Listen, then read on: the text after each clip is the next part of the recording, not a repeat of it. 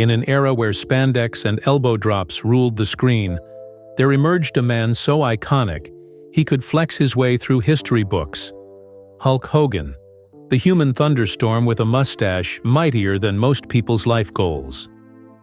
Born Terry Jean Bollea in the humble city of Augusta, Georgia back in 1953, Hogan didn't just become a household name, he body-slammed his way into cultural immortality. With charisma brighter than a Florida tanning bed and biceps large enough to qualify for their own zip code, he turned the wrestling world upside down. After signing with the then WWF in 1983, Hogan's patriotic persona and Hulkamania brand transformed him into the Chuck Norris of the wrestling ring. Minus the roundhouse kicks, of course. But life outside the ring wasn't all folding chairs and gold belts. Behind the bright lights, Hogan was building an empire laced with luxury, bling, and just enough financial drama to keep accountants sweating. His matches with Andre the Giant and championship reigns became TV ratings gold, setting records so stubborn they refuse to be broken to this day.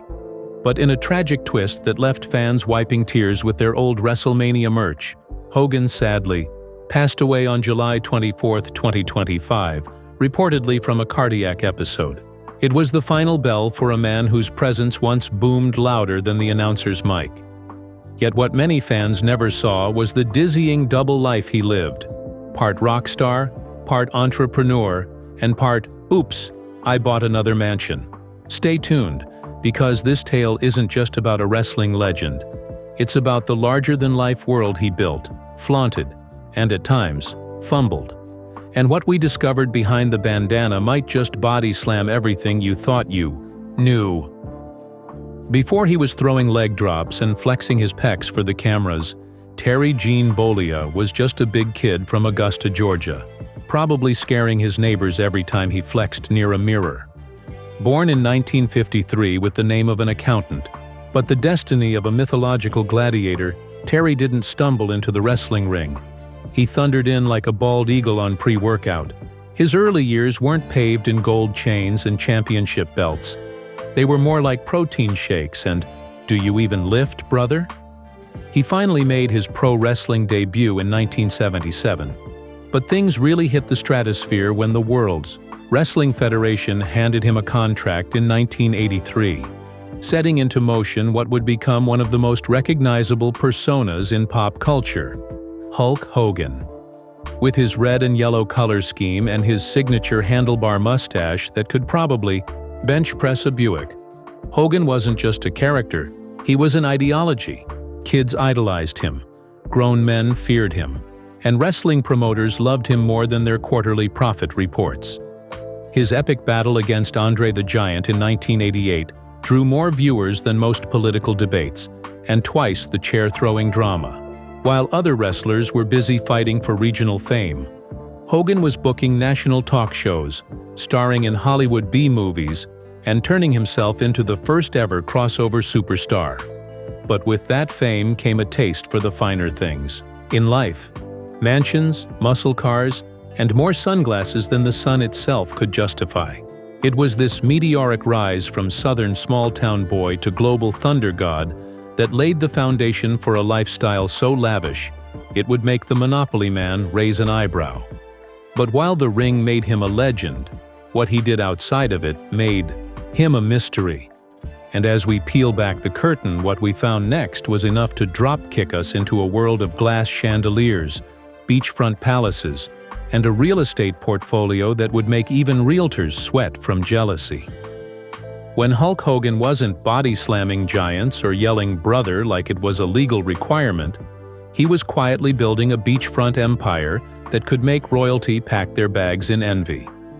While most folks dream of owning one cozy home, with a leaky faucet and maybe a cat, Hogan had something a bit more theatrical. His main HQ was nestled in Clearwater, Florida, a sunny paradise perfect for shirtless flexing and regrettable real estate taxes. This 5,400 square foot mansion was the kind of place that whispered, "I used to drop-kick people for a living, and now I soak in a marble tub like a king." Complete with a dual staircase fit for dramatic entrances, a stained glass door that screamed "Holy Flex," and a chandelier you'd only dust if your life depended on it. This house was a monument to excess.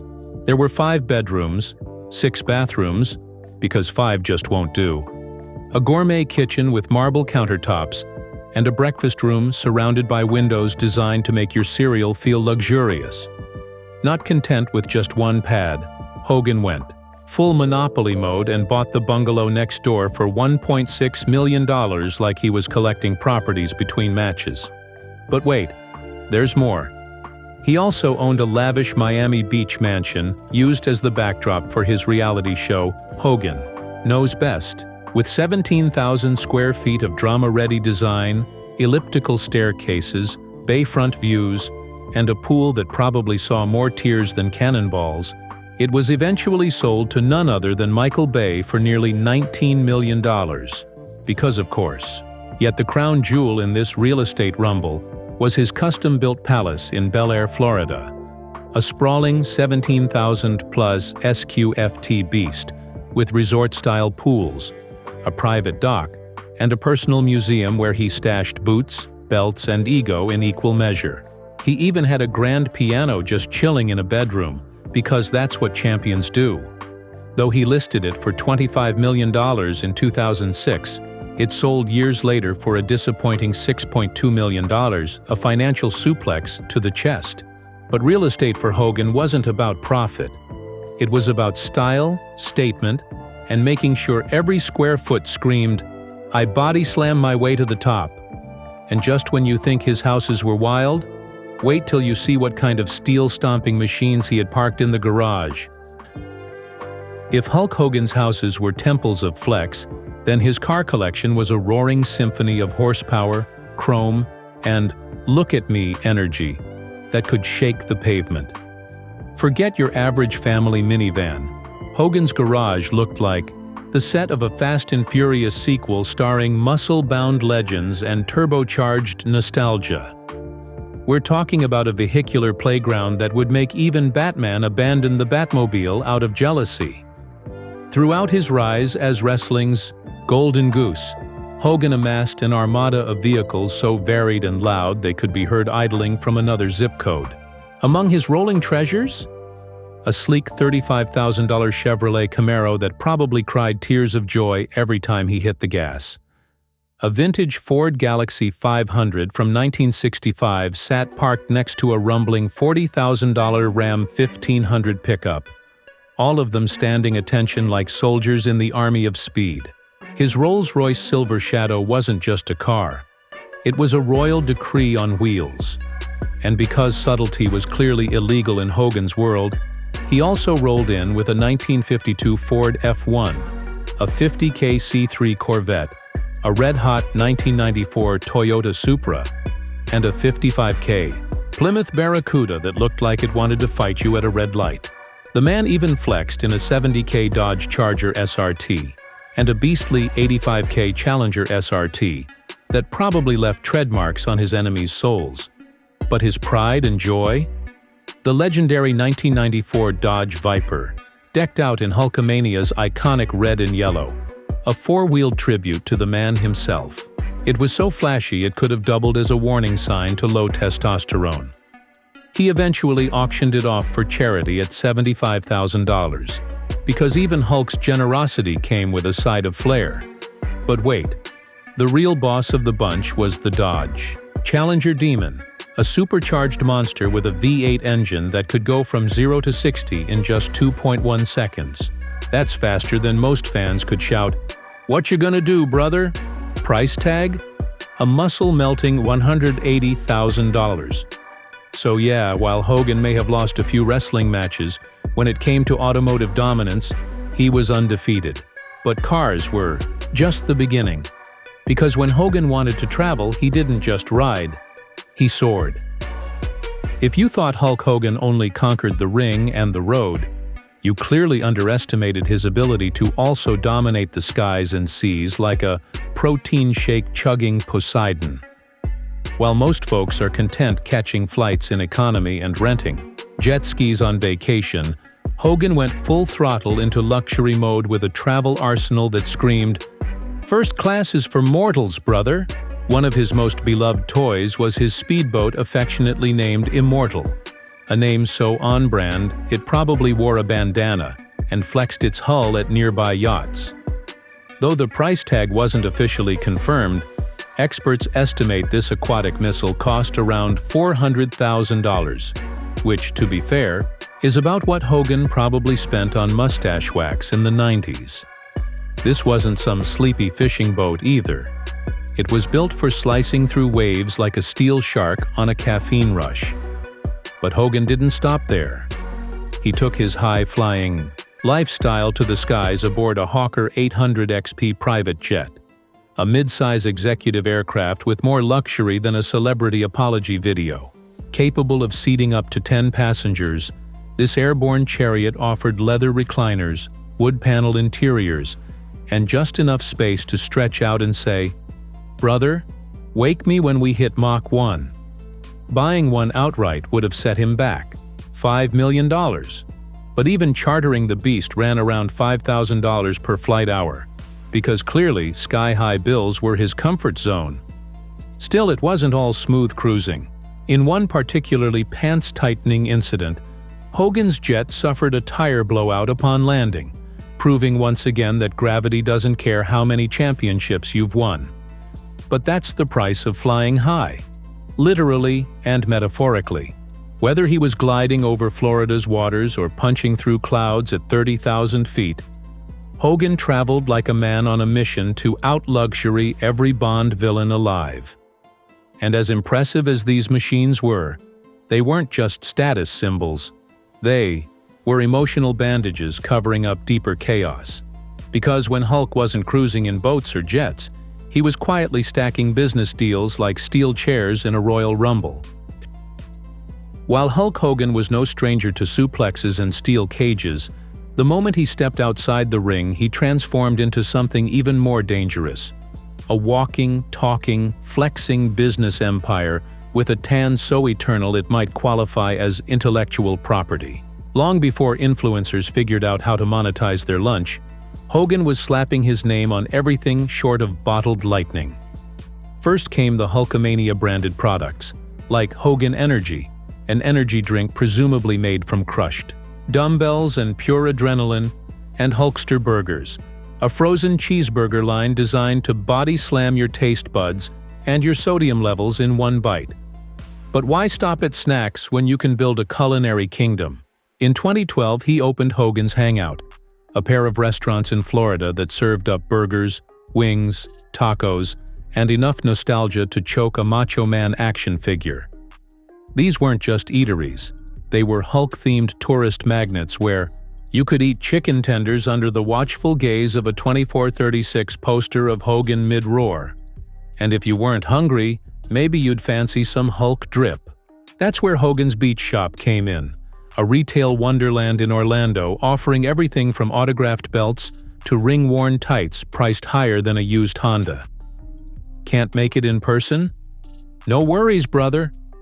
Hogan had an online store, too, where superfans could blow their rent on $6,000 t-shirts worn by the man himself, or drop $3,500 on a signed belt to display next to Aunt Patty's decorative spoon collection. But perhaps his sneakiest flex was turning social media into his personal billboard.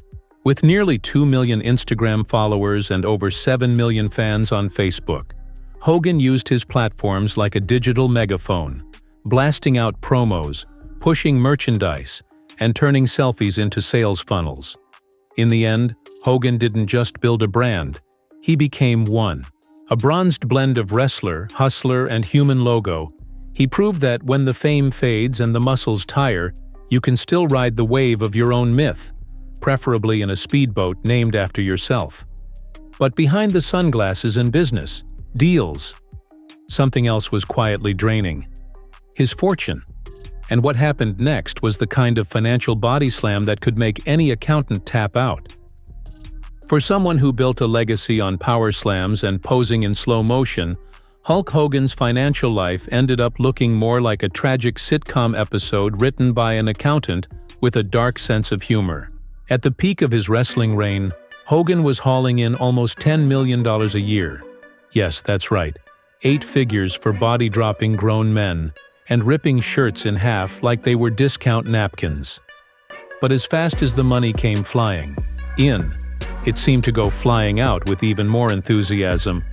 Hogan lived like tomorrow didn't exist, and his bank account started waving the white flag somewhere around the same time he bought his 4th muscle car and 15th pair of mirrored sunglasses. Between multiple mansions, a battalion of high-performance vehicles, and enough Rolex watches to outfit a small army of rappers, Hogan's expenses weren't just high. They were on a rocket ship to Mars. But the real financial suplex came in 2009, when he went through a brutal divorce with his longtime partner Linda Bolea. According to media reports, the split left Hogan with only 30% of their shared assets, while the other 70% did a dramatic leg drop straight into his ex-wife's portfolio. That's not just a financial loss, it's a full-blown tag-team betrayal by math itself. Yet just when it seemed like the Hulkster was down for the count, life threw him a folding chair of justice. In 2016, he won a jaw-dropping $31 million settlement in a lawsuit against media outlet Gawker, who had aired a very private video without his permission. That courtroom win wasn't just sweet, it was protein shake-flavored poetic justice. But even with that hefty payout, Hogan admitted in interviews that years of reckless spending had left dents in his wallet deeper than a steel cage match. Today, his net worth is estimated at around $40 million, which would still make most mortals do backflips. But let's be honest, it could have been enough to buy a small island shaped like a mustache if he'd managed it better. The roller coaster of wealth, fame, and legal showdowns proves that even legends aren't immune to life's financial finishing moves. And while Hogan may have grinned through it all, the final chapter of his saga would arrive with a blow no leg drop could counter. And then, on a day that left millions of fans clutching their vintage action figures in disbelief, the unthinkable happened. Hulk Hogan, the man who once seemed too loud, too tough, and frankly too tanned to ever leave us, passed away on July 24, 2025, reportedly due to cardiac arrest. It was as if the universe had tapped out without warning, and a silence fell over arenas both real and emotional. For decades, Hogan had been a symbol of over-the-top strength, the walking embodiment of catchphrases yelled in capital letters, and now, his booming voice had gone quiet. It wasn't just a wrestling legend who left that day. It was a global icon, the mulleted messiah of 80s television, the American gladiator who leg-dropped his way into cultural immortality. Fans mourned not just the loss of a man, but the end of an era. Tributes poured in from every corner of the world, from teary-eyed old-school wrestlers to Gen Z kids who only knew him as that meme guy with the mustache. And while Hulkamania may have been born in the ring, its heartbeat pulsed far beyond. Hogan had become a symbol of triumph, excess, resilience, and yes, more than a few regrettable fashion choices. His death felt surreal, like someone had shut off the neon lights on a never-ending show. But behind the applause and muscle oil was a complex figure who soared to heights most can only dream of, only to crash into the same realities that humble us all: health, heartbreak, and the ticking clock that doesn't care how many titles you've held. And yet, even in passing, Hogan's aura remained, echoing in gyms, on television replays, and in the souls of every fan who ever tore a t-shirt in tribute. His departure was more than a headline. It was a gut-punch reminder that even giants fall, even superheroes retire their capes, and even the immortal can, at last, rest. But as the dust settled and the final bell rang, what remained wasn't silence. It was legacy. A legacy carved in gold belts, thunderous entrances, and a lifestyle that can only be described as ridiculously, unapologetically Hulk. And, while the man may be gone, his legend still body slams the present. And the next twist in this tale might just surprise you. In the end, the story of Hulk Hogan reads less like a biography and more like a wild roller coaster built entirely out of protein powder, glitter, and gold-plated regrets. This wasn't just a man who yelled, "What you gonna do, brother?" into the hearts of millions. He was a walking contradiction, an empire of excess wrapped in a bandana and slathered in sunblock. He turned a pro wrestling career into a personal brand louder than a Harley-Davidson on karaoke night. And along the way, he amassed an absurdly fabulous life that most billionaires would politely envy while secretly taking notes. But beneath the beachside mansions, the 180K muscle cars, the jet-fueled travel sprees, and the $6,000 t-shirts, seriously, $6,000, there was something more compelling than just wealth. Vulnerability. Hulk Hogan's life wasn't just about flexing on camera, it was about rebuilding behind the scenes, bouncing back after scandal, crawling back from financial wreckage, and somehow still managing to smile for the next photo op. He lost his fortune, won it back, lost it again, and still had enough energy to open a burger joint and sell signed belts like hotcakes. He was a businessman, a showman, and occasionally a cautionary tale wrapped in a feather boa. Even his most cringeworthy moments became part of his mythos, proving that if life throws you into the ropes, you grab them, spring off, and hit it with a flying elbow of resilience. Hogan wasn't perfect, not even close, but he was real in the most exaggerated way possible, like if a comic book character walked into a Gold's Gym and never left. And as we close this chapter, what lingers isn't just nostalgia, it's awe. Awe that one man could live so loud, fall so hard, and still rise with the kind of swagger that makes you believe legends never really die. They just change outfits, buy another mansion, and keep living on in the hearts and memes of fans everywhere. Because at the end of the day, Hulk Hogan didn't just entertain us, he outlived the era he helped define. And that, dear viewers, is the real main event.